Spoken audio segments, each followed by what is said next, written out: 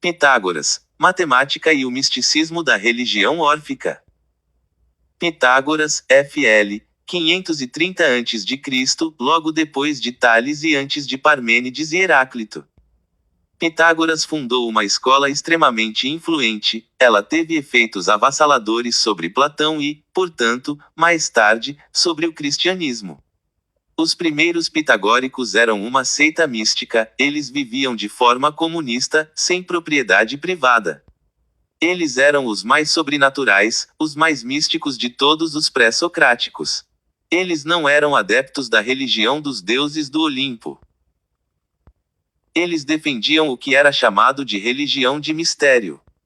Aquela que os pitagóricos adotaram era chamada de religião de mistério órfica.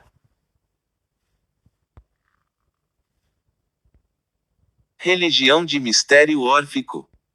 Os órficos pregavam princípios como estes.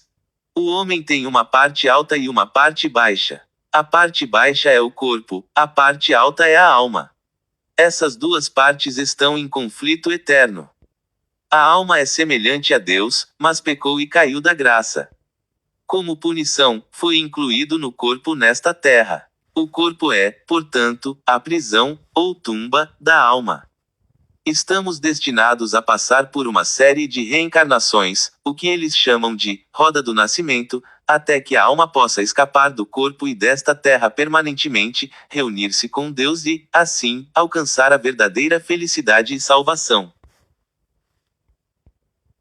Como você consegue escapar? Você tem que se envolver em um processo de purificação, de descontaminar a alma das influências físicas. Você tem que viver uma vida boa, essencialmente uma vida ascética, ou seja, uma vida de negação de prazer. E você deve se envolver nos rituais da religião misteriosa órfica. O homem é uma criatura dual. Sua alma é um fragmento de Dionísio, seu corpo uma herança dos titãs. A salvação consiste em libertar o divino interior da escravidão do corpo. Esta é, histórica e filosoficamente, a principal fonte da oposição alma-corpo na civilização ocidental. Os pitagóricos subscreviam o orfismo. Eles acreditavam em dois mundos diferentes, o mundo de Deus e este mundo, e no conflito alma-corpo. Eles ansiavam pela imortalidade e fuga do corpo, eles acreditavam na reencarnação. A religião órfica envolvia toda uma série de tabus típicos. Para abster-se de feijão. Não pegar o que caiu. Não atiçar o fogo com ferro. Não andar em rodovias. Não deixar que as andorinhas compartilhem o mesmo teto. Quando a panela for retirada do fogo, para não deixar marcas nas cinzas. Ao levantar da cama, enrole as roupas e alise a impressão do corpo. Como isso entrou na história da filosofia? A resposta: Pitágoras tinha um lado científico, ele e sua escola. Suas descobertas científicas e seu orfismo místico foram propagados juntos como uma espécie de pacote, e a combinação se tornou muito influente. Qual é a essência, ou natureza, do universo? O que é a matéria do mundo? Os pitagóricos foram os primeiros a descobrir que a matemática está de alguma forma em todo lugar. Eles fizeram muito trabalho em teoria matemática. Eles descobriram que a harmonia na música é baseada em proporções matemáticas. Que as relações musicais podem ser expressas numericamente. Que a matemática é relevante para a astronomia. As primeiras dicas de que a lei matemática governa os céus. Para onde quer que olhassem, encontravam um fato que não era conhecido. O caráter distintivo e a ação das coisas são governados por relações numéricas. Eles fizeram o que Tales fez quando pensou que a água era a chave, com um salto gigantesco, eles generalizaram e disseram: todas as coisas são números. Os números são a matéria do mundo. Comentaristas trabalharam durante séculos para tentar descobrir o que isso poderia significar. Algumas pessoas ressaltam que os pitagóricos representavam números por meio de coisas físicas, e assim, para eles, 6 significava 6 pontos ou 6 pedrinhas dispostas de uma certa maneira.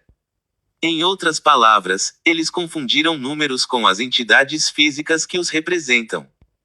Em parte, a explicação é seu misticismo errante, eles eram verdadeiros místicos numerológicos.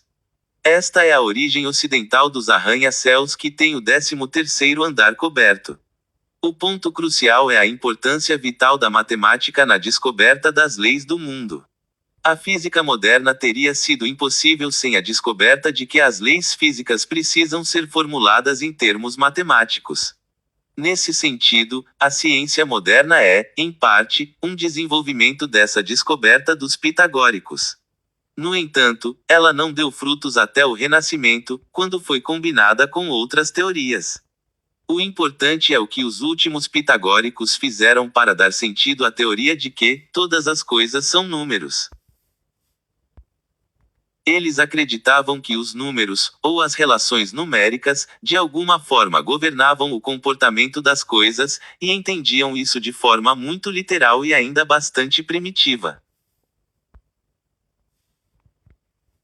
Duas dimensões. Quando diziam que os números governavam as coisas deste mundo, eles aparentemente acreditavam que havia duas dimensões, um mundo de números e este mundo, que foi formado de acordo com o mundo dos números. O mundo dos números não pode ser apreendido pelos sentidos, números você tem que apreender pela razão. Mas este mundo é um mundo apreensível pelos sentidos. O mundo dos números é imutável, mas o mundo em que vivemos está em constante mudança. Então temos um dualismo metafísico, duas realidades, e a verdadeira é o mundo dos números. Heráclito, a verdadeira realidade deve estar em constante mudança. Os pitagóricos, neste mundo, você está certo, tudo está fluindo. Parmênides, a verdadeira realidade tem que ser imutável. Os pitagóricos disseram, você também está certo. A verdadeira realidade é o mundo dos números. Essa tentativa de resolver o dilema parmenideano-heraclitiano, dividindo dois mundos, um para cada, foi adotada pelos pitagóricos por Platão. Um legado na epistemologia do pitagorismo é a visão de que, para ser conhecimento verdadeiro, algo deve ser matemático. Em relação à ética, o maior legado deixado pelos pitagóricos foi a dicotomia mente-corpo ou alma-corpo. A ideia de que o objetivo final é escapar do corpo e ter a alma pura. Porque eles não cometeram suicídio se estavam tão ansiosos para escapar do corpo. Porque você pertence a Deus, cabe a Ele decidir se deixa ou não você voltar para casa. Enquanto estiver na Terra, você deve se purificar afastando-se do físico. Como você vai fazer isso? 3 tipos de homens que vêm aos Jogos Olímpicos. O mais baixo está mais diretamente envolvido com o físico, o cara que vem para ganhar dinheiro. Acima dos amantes do ganho, há os atletas que são motivados por algo um pouco mais espiritual, honra, fama, triunfo, glória. O terceiro, e mais elevado, tipo é o mais distante do físico, os espectadores, que querem simplesmente olhar e ver o que está acontecendo, e adquirir conhecimento de uma forma completamente desinteressada. Os pitagóricos pregam a suprema importância do conhecimento, mas este deve ser um conhecimento desinteressado, totalmente divorciado de quaisquer consequências físicas, práticas ou ações relacionadas à vida na Terra, o conhecimento como um rito religioso, um rito de purificação da alma. Este é o primeiro afastamento da filosofia ocidental do conhecimento da vida, a ideia do conhecimento como um fim em si mesmo. Os pitagóricos são a primeira escola de duas realidades que conhecemos de forma significativa. A oposição mente-corpo, o anseio por uma imortalidade sobrenatural, o desprezo por esta vida na Terra, tudo remonta aos pitagóricos órficos. Os pluralistas, os atomistas e o nascimento do determinismo. Recording screen, 9.000.